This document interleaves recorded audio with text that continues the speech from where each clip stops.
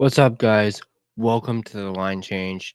And in this particular video, we're going to be asking the question: should the Vancouver Canucks start extension talks with any of their four pending 2026 UFAs come July 1st?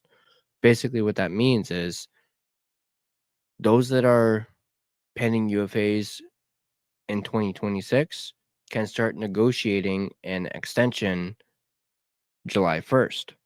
So we're going to dive into an article from our friends at Canucks Army, this one written by Stefan Roget, and let's go ahead and just dive right into it.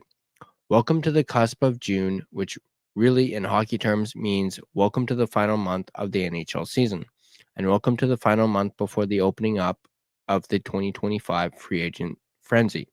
As we've already noted countless times, this year's edition promises to be an excessively frenzied one, with cap space available league-wide and organizational wallets wide open. But July 1 actually denotes two important dates on the NHL calendar. It is the opening of free agency for those newly minted UFAs, yes, but it's also the point at which next year's 2026 UFA class, those not on one-year contracts anyway, can begin negotiating extensions. Players on one-year deals must wait until January 1st. And so, on July 1st, 2026, the Vancouver Canucks become eligible to sign any of their 2026 UFAs, meaning those whose contracts expire after this coming 25-26 season, to extensions. Or, sorry, so on July 1st, 2025, not 2026. At the very least, it's when they're eligible to officially open up negotiations. But should they? As of now, the Canucks have four 2026 pending UFAs. Of note, below will offer some commentary on whether the team should look to start talks with them in a month or so, or whether those talks should wait. First up is Teddy Blueger. Blueger has been a consistent bottom six performer since signing with the Canucks back in 2023 and has certainly returned fair value on that initial 1 year, $1.9 million deal, and at least the first year of his subsequent 2-year, $1.8 million AAV extension. But considering Blueger's role on the team, the fact he'll turn 31 in August, and the fact that the Canucks have some internal replacements on hand already, the chances of Blueger being extended early seem very slim. Right now, Blueger is at the bottom end of a depth chart that already contains Elias Pettersson and Philip Hedl, and that is aiming to add at least one more center to the mix. At the same time, he's facing pressure from Aatu Ratu, who proved to be the team's most reliable face-off taker last season and is now waiver eligible, which pretty much guarantees his spot for 25-26. That could result in Blueger sliding over to the wing sooner rather than later, and it will almost certainly result in his having to wait on contract talks too. Next up, we have Conor Garland. What a tough call here. On the one hand, Conor Garland has perhaps been the Canucks' most consistent scorer since arriving in 2021. Maybe their only consistent scorer. He's notched 19, 17, 20, and 19 goals while missing just 7 regular season games over 4 seasons. His defensive presence has steadily improved as well, and he remains a possession whiz and intangible agitator out there. We must also note that the Canucks are currently pretty short on offense, consistent or otherwise. Garland returns as a top scoring winger from last season with 50 points, beating Jake DeBrusk by 2 points. It's one of the reasons why, despite him making a tempting trade chip for other teams, it's unlikely to see him traded this summer.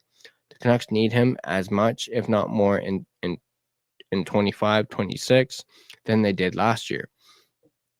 But opening up extension negotiations is another matter entirely.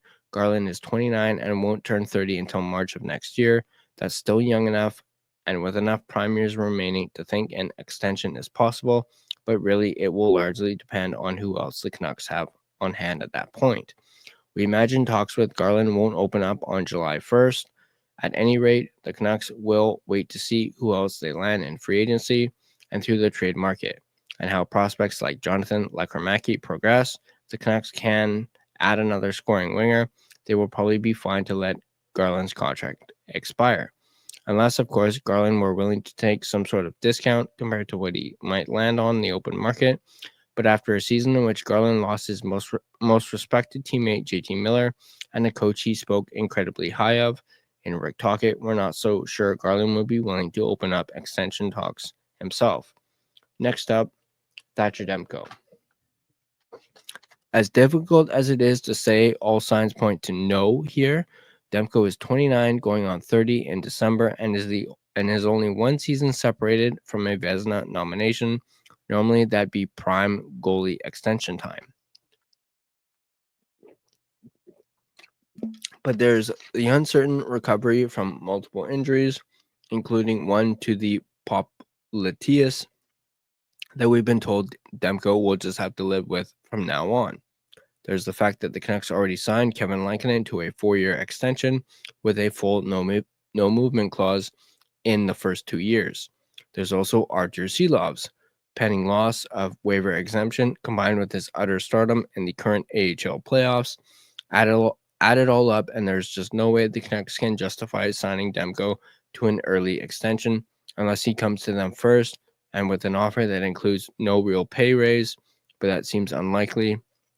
Maybe the Canucks start token negotiations out of respect and out of Demko's past statements about wanting to stay. But as soon as a raise starts entering the conversation, it gets tricky to justify without seeing more of Demko's recovery. Honestly, from where we're sitting, it seems more likely that Demko is traded this offseason than signed to an extension, and for largely the same reasons that we have listed above. Lastly, Kiefer Sherwood.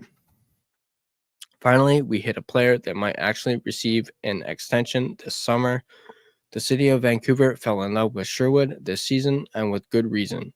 He provided so much bang for buck with 19 goals and 40 points for just $1.5 million, and he provided even more bang for bang in breaking the NHL record for hits in a single season. The Canucks can keep him around without doing much more than doubling his current salary. We have to imagine they'd love to do so now or in the future. A $3 million cap hit will be decidedly below the league average by the time the 2025 offseason concludes. Give Sherwood that and some term, and you might just have a deal. From Sherwood's perspective, the season blew his previous career highs out of the water. As much as he'd like to repeat his 25-26, that's not something, or as much as he'd like to repeat that in 25-26, that's not something that can be counted on. Not for a guy who's 30 years old and was in the AHL as recently as 2022/2023. Sherwood and his camp would be wise to attempt to negotiate based on this past season as soon as they're able to, and the Canucks will probably be willing to meet them at least halfway if they do. So there's that. Let me know in the comment section down below what you guys think. Like, which of these four do you think could either receive an extension, as early as, before the end of this offseason? Which one do you think will most likely not receive an extension and possibly leave in free agency next year? Personally, I think I agree with Stefan Roget on Kiefer Sherwood. I do think the Canucks do need to extend him. As it's mentioned in the article, City of Vancouver and the Vancouver Canucks fans absolutely fell in love with Sherwood, myself included, and I would absolutely love to see Sherwood stick around for the foreseeable future. Another one that I think that the Canucks should do is Conor Garland, as I would hate to lose Garland to free agency next year, as Garland is such a fan favorite, especially with myself, as I absolutely love Conor Garland. I just love his feistiness. I love, the fact that he's an agitator and that he's a puck possession whiz, and his defense having improved, and it would just be a bummer, I guess is a word I could use, to lose Conor Garland in free agency, especially considering how well he played last season and just how consistent he has been, especially when it comes to their scoring. And with Elias Pettersson, you know, having a down year and us basically rolling the dice to see if Pettersson is able to bounce back next year. I do think Teddy Blueger is the odd man out in this whole scenario, especially with those coming up like Atu Ratu that I mentioned. I when it comes to Demko, that is a bit tricky. I have to agree that there's probably a good chance that Demko is traded by the time the season starts. Would I like that? No, obviously not. I absolutely love Demko and believe he should sign an extension, but we will have to see, as we of course have Archer Seelovs waiting in the wings. You got Tolopilo, you've got Patera, you've got Ty Young who's coming up, and then of course you have a couple young goaltenders as I've mentioned previously. But I want to know what you guys think about whether or not the Canucks should start extension talks with these four individuals that will be free agents next season or around this time next year. Let me know in the comment section down below what you guys think. But before you guys do that, be sure to check out Gassy Jack Art, as this video is a proud presentation of Gassy Jack Art, sponsored by Gassy Jack Art as well. And Gassy Jack Art is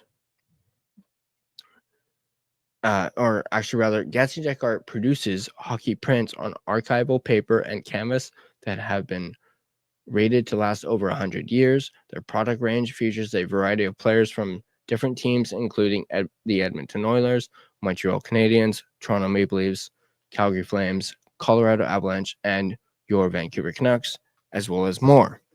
They also have non-hockey related prints as well. So go ahead and check out Gassy Jack Art. I will leave a link to his website in the description down below. Go ahead and get yourself some prints. Now is the time, especially with him continuing his end of season sale, which means you can buy 4 prints for the price of 2. Something that I have already done. I bought myself 4 prints, and and also I just recently ordered 4 more, and I will continue to add to my collection and support Gassy Jack Art. You guys should do the same. Once again, Gassy Jack Art, you can find a link to his website in the description down below. If you like this video, go ahead and hit the like button. If you want to stay up to date on all your Vancouver Canucks content, be sure to smash that subscribe button, and turn on your notifications so you never miss a single video. As well as, if you want to stay up to date on your Abbotsford Canucks and their current playoff run, definitely turn on those notifications so you don't miss a single recap video. You can find us on social media. You can find us on Facebook. Just search The Line Change. You can find us on Instagram at The Line Change. You can find us on X at Line Change Van. You can find us on TikTok at the.line.change.po. Also, feel free to give us a follow on all of our social media platforms. If you prefer an audio version of this podcast, you can find us on Spotify and Apple Podcasts.